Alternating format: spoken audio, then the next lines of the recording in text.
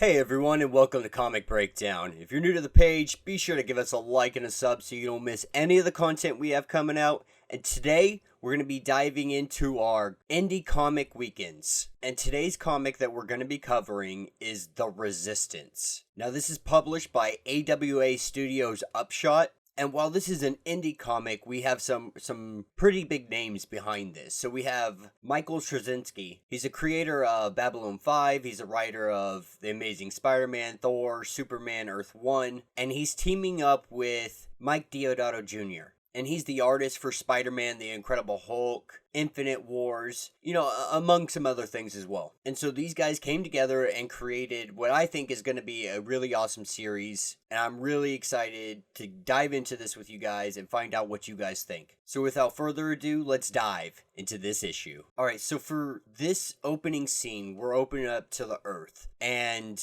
we get a story about how a pandemic has taken over. No one really knows how it started or where it came from. Everyone has theories from, America to Russia to the military, but no one really understood what was happening. World scientists came together, world leaders came together. They figured out that this virus, designated as XV1N1, it pretty much attacks the host DNA by tricking it into accepting the virus as part of the legitimate genome. They know that it kills within days. It immediately enters the nucleus and instructs the immune system to begin rejecting the body. So it's essentially attacking and eating away your tissue from the inside out. And they have no way of stopping it. They can't come up with a vaccine or anything like that. They just don't have the time with how fast this is spreading. It has a 95% fatality rate and 100% rate of infection. And we see cities burn. We see the world falling apart. We see children dying. This is the end times. This is the end. There's only going to be 5% of the population left after this is all said and done. Now, cutting over to Moscow, we get a view of the world leader, the president of Russia, and we're really just seeing leaders try to understand or find the best way of combating this. But at the end of the day, there was no way to combat this. It was such a fast infection rate. It happened so quickly that there was no containing it, no matter what you did.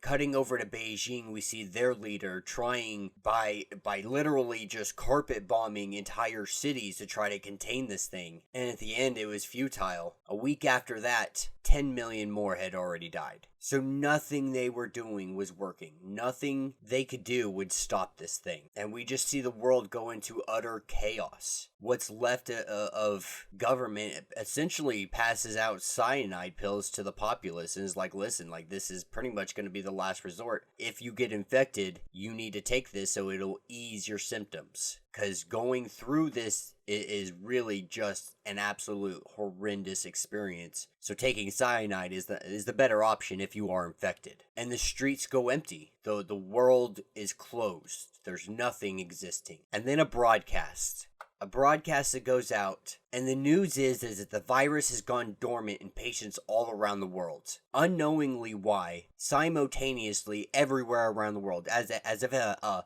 switch was flipped. And just like that, the crisis was over. And people rejoiced all around the world. While this is a joyous occasion, after this is all said and done, 400 million people have died. So the world is just a shadow of what it once was. And now, the virus is dormant and people are no longer dying for it. This is when everybody comes out and points fingers and says, this is the reason, that's the reason it stopped. This was all a trick. This was the government's planning this.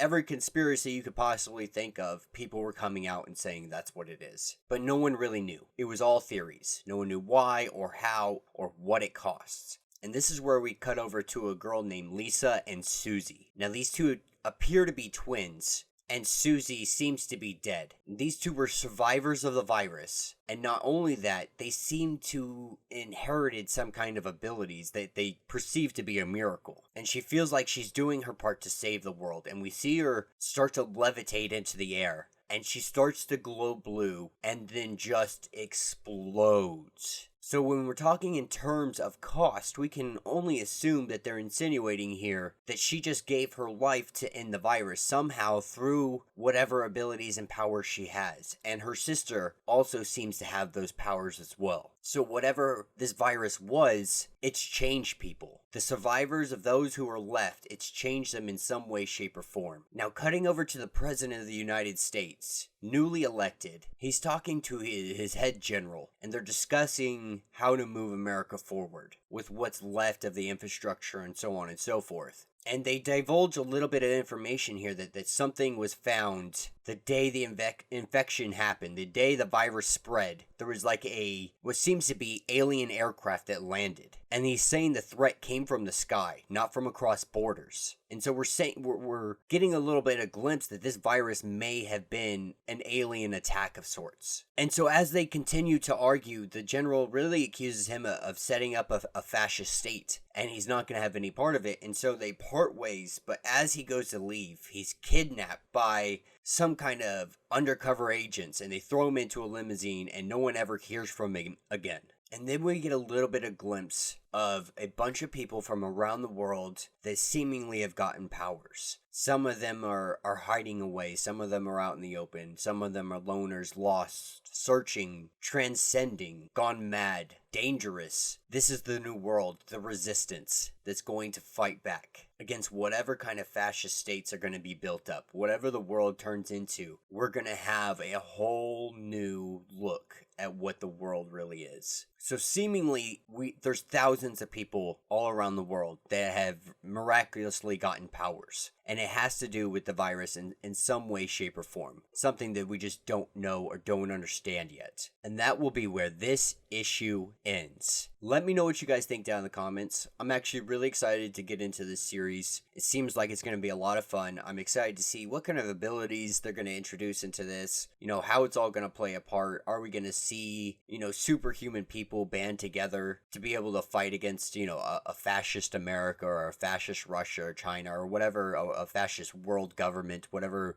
builds from all of this destruction. I'm really excited to hear what you guys have to say, what you guys think on this. All in all, I really think this is going to be a top notch. I really enjoy the artwork. It's really good. The cover art, it just looks freaking phenomenal. And it can only hint to something extraterrestrial coming our way. So yeah, if you guys haven't yet, be sure to like and subscribe to the page. And until the next video.